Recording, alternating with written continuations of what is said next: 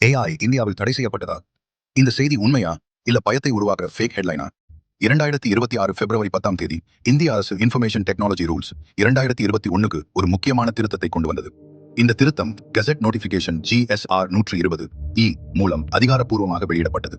இந்த புதிய விதிமுறையின்படி AI மூலம் உருவாக்கப்பட்ட இமேஜ், வீடியோ, ஆடியோ போன்ற சிந்தட்டிக் கான்டென்ட்க்கு AI ஜெனரேட்டட் என்று தெளிவான லேபிள் அல்லது டிஸ்க்ளைமர் கட்டாயம். டீப்ஃபேக் அல்லது தவறான தகவல் பரவினால் சோஷியல் மீடியா பிளாட்ஃபார்ம்ஸ் 3 மணி நேரத்திற்குள் அந்த கான்டென்ட்டை ரிமூவ் செய்ய வேண்டும். அப்படின்னா ஏஐக்கு முழு தடை வச்சிட்டாங்களா? இல்ல. ஏஐ பான் ஃபால்ஸ். ஆனா ஏஐயை தவறாக பயன்படுத்தினால் மிஸ்இன்ஃபர்மேஷன், ஃப்ரவுட், டீப்ஃபேக் போன்ற விஷயங்களுக்கு சட்ட நடவடிக்கை. அது ட்ரூ. இந்த வீடியோ சட்ட விழிப்புணர்வு நோக்கத்திற்காக மட்டுமே. இது அதிகாரப்பூர்வ அரசு அறிவிப்பு அல்ல. சரியான மற்றும் முழுமையான தகவலுக்கு அரசு கெசெட் அல்லது மெய்டி வெப்சைட்டை பார்க்கவும். நீங்கள் ஏஐ பயன்படுத்தினால் டிஸ்க்ளைமர் போடுங்கள். ஃபேக் கண்டென்ட் ஷேர் செய்யாதீர்கள்.